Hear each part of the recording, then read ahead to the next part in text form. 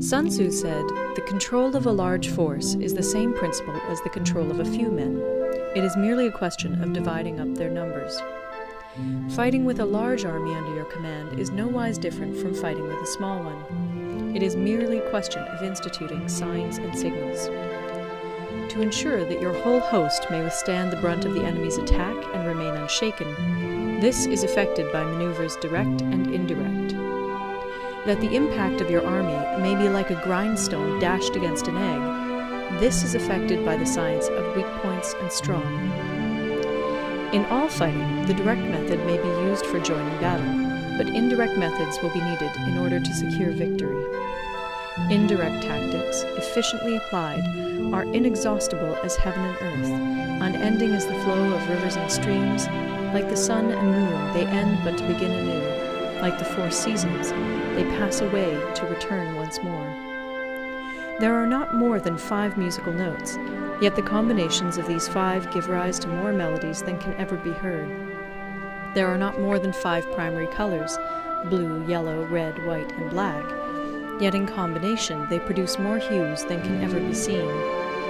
There are not more than 5 cardinal tastes, sour, acrid, salt, sweet, bitter, yet combinations of them yield more flavors than can ever be tasted.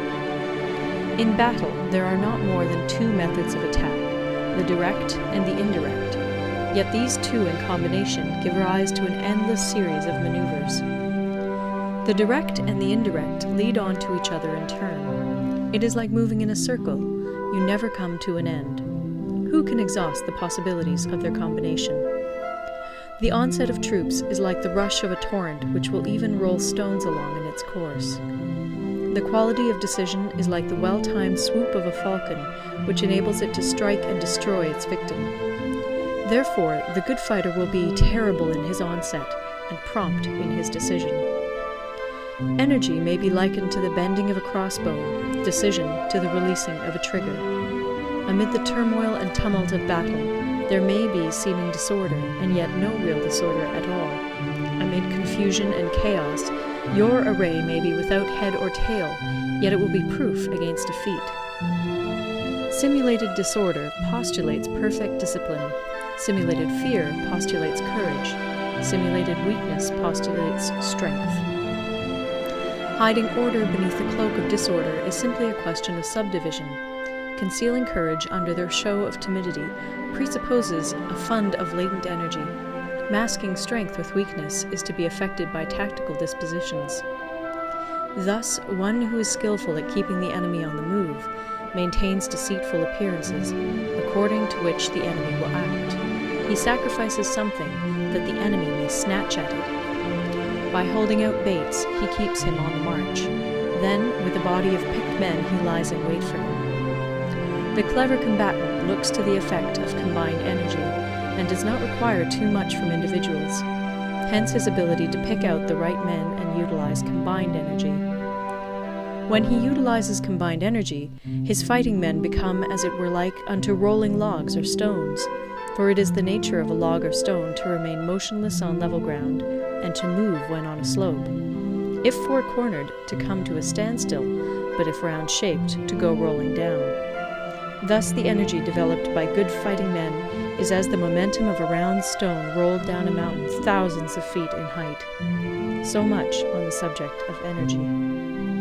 End of Part 5. Part 6. Weak Points and Strong. Sun Tzu said, "Whoever is first in the field and awaits the coming of the enemy will be fresh for the fight. Whoever is second in the field and has to hasten to battle will arrive exhausted.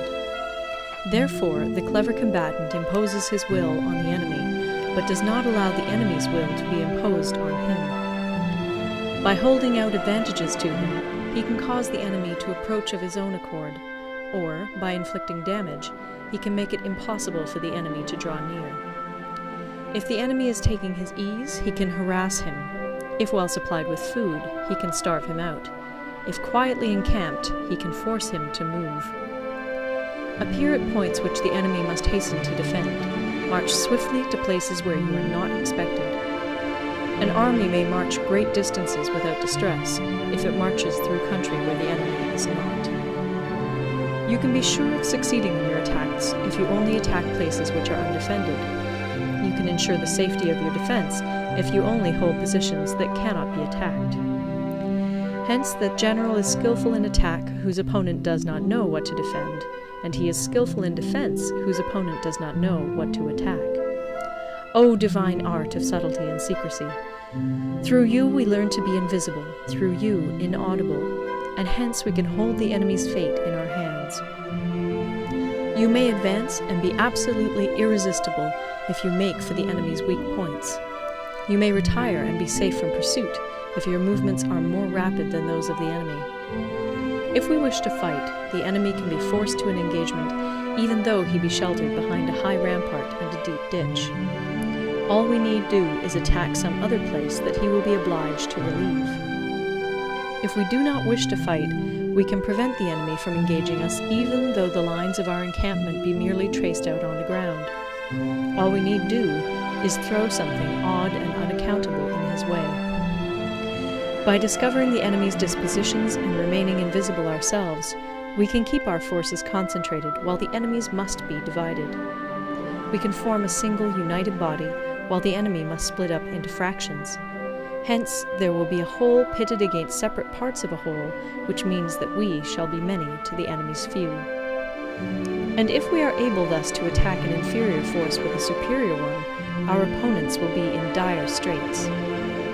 The spot where we intend to fight must not be made known, for then the enemy will have to prepare against a possible attack at several different points. And his forces being thus distributed in many directions, the numbers we shall have to face at any given point will be proportionately few. For should the enemy strengthen his van, he will weaken his rear. Should he strengthen his rear, he will weaken his van. Should he strengthen his left, he will weaken his right. Should he strengthen his right, he will weaken his left. If he sends reinforcements everywhere, he will everywhere be weak. Numerical weakness comes from having to prepare against possible attacks. Numerical strength from compelling our adversary to make these preparations against us.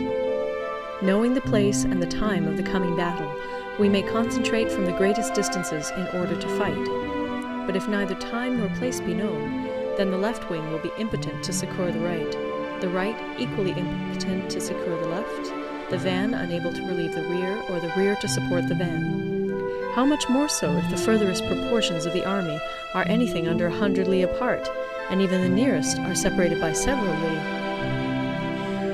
Though according to my estimate the soldiers of Yue exceed our own in number, that shall advantage them nothing in the matter of victory. I say then that victory can be achieved. Though the enemy be stronger in numbers, we may prevent him from fighting. Scheme so as to discover his plans and the likelihood of their success. Rouse him and learn the principle of his activity or inactivity. Force him to reveal himself so as to find out his vulnerable spots. Carefully compare the opposing army with your own, so that you may know where strength is superabundant and where it is deficient. In making tactical dispositions, the highest pitch you can attain is to conceal them. Conceal your dispositions, and you will be safe from the prying of the subtlest spies, from the machinations of the wisest brains. How victory may be produced for them out of the enemy's own tactics, that is what the multitude cannot comprehend. All men can see the tactics whereby I conquer, but what none can see is the strategy out of which victory is evolved. Do not repeat the tactics which have gained you one victory, but let your methods be regulated by the infinite variety of circumstances. Military tactics are like unto water, for water in its natural course runs away from high places and hastens downwards. So in war, the way is to avoid what is strong and to strike at what is weak. Water shapes its course according to the nature of the ground over which it flows. The soldier works out his victory in relation to the foe whom he is facing. Therefore, just as water retains no constant shape, in warfare there are no constant conditions. He who can modify his tactics in relation to his opponent and thereby succeed in winning may be called a heaven-born captain. The 5 elements, water, fire, wood, metal, earth, are not always equally predominant. The 4 seasons make way for each other in turn. There are short days and long. The moon has its periods of waning and waxing.